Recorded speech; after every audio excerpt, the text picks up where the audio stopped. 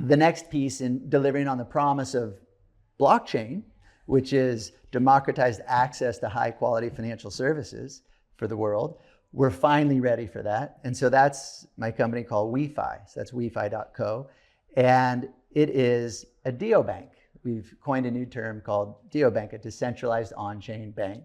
So there's banking in the traditional systems, and then the neobank, which is using the traditional system, but with no physical presence, just online. And the neobank is, instead of using the traditional system, it's online, but it's using the future system, the blockchain. And so what that enables is just better services at cheaper rates, because the blockchain does what the regular system does, but just much, much, much more efficiently and on a global scale. And so we've packaged and simplified the complexities of utilizing blockchain-based wallets and making investments in DeFi and different things like that. We've really created a very simple and friendly user interface and beautiful brand around it called WeFi. So people can then just get higher quality services. So the first product is a card, and then it'll be lending, and then it'll be actually earning high yield on your savings account, above 10%, and then access to DeFi investments, all through this user interface. And has that launched yet? That's launched. Okay. Yeah. And the beauty of WeFi is we're also putting the community first, and WeFi is truly delivering on the promise of Web3, which is ensuring the community is the one that gets rewarded for participation. So there's a token. So we have an ITO, which is an initial technology offering, and people can buy into that, which mines WeFi tokens, which power the network and provide all the rewards. And since we're doing that type of sale, because then tens of thousands of people, and soon over 100,000 people, will be investors and customers. Because while we do provide very efficient banking services in a very beautiful package, there are a lot of people providing banking services. So how do you get ahead in that? You get lots of customers by making them your investors and by rewarding them the most and by giving them the rewards of the network. And the larger the network grows, the more the consumers get. So that's the approach we're taking with WeFi, and really focused on the countries that do need it most. And so very excited about that rollout, going to Bangkok the end of this week, actually, for a big event there, and really proud to see that one come to market also. Right, and you said the countries that need it the most, so like Bangkok, or is that one of the ones that, you know? Yeah, lots of Asian countries, and where there's large populations that are underserved by the banking system, it's a global problem, that's for sure. Right. But we are focused right now in Asia, but it's rolling out in a lot of different countries. Right, yeah, maybe we'll see it in the United States at some point. Yes, but that, in order for it to come to the United States, it needs to be more than just the regulatory winds at our back. It needs the regulations to be passed and set, and we need to understand how to navigate the regulatory landscape in order to not get in any trouble and make sure that we're adhering to everything. Mm-hmm. So it's in the beginning, it's easier to kind of roll these things out overseas, where we hold ourselves to those standards, but since the standards haven't even been set yet, you just never know what will happen. But yeah, it should be coming to the US soon as well. Awesome. Well, I'm excited for that.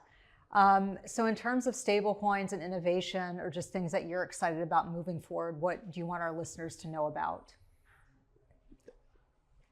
besides the projects that you're now doing? Yeah, I know. Thanks for letting me share about that. Yeah. Look, I'll tell you, for the user, the future is bright.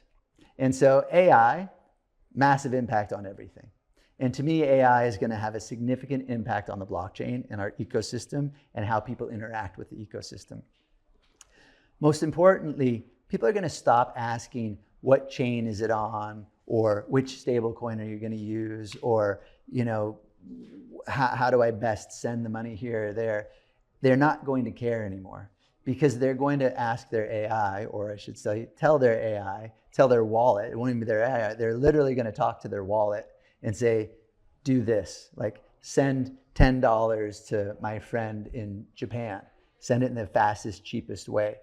They're not going to care which stable coins used or which networks used or anything else. People are going to finally start focusing on getting done what they want done versus how to get it done.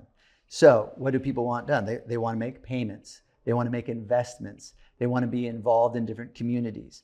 And right now, to make payments and do investments in the crypto space, it's complicated, especially if you want to do self-custody. It's very complicated. There's lots of risks. You might lose your password. You might get hacked.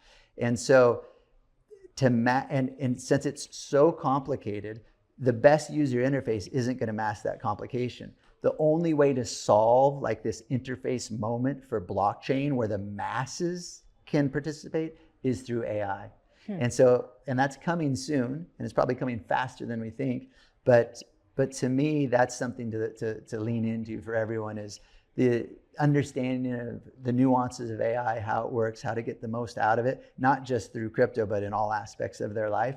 Because like it or not, it's hitting us like a tidal wave, and a lot of people still kind of shy away from it. And so my encouragement is, yes, learn about blockchain and lean in, but just more importantly, learn about AI in all aspects of your life and how you can utilize it, because if you don't, you will quickly be left behind. So yeah, that's interesting. And I'm glad you bring that up, because I was going to ask you about AI and I forgot. So thank you for mentioning that. Yeah.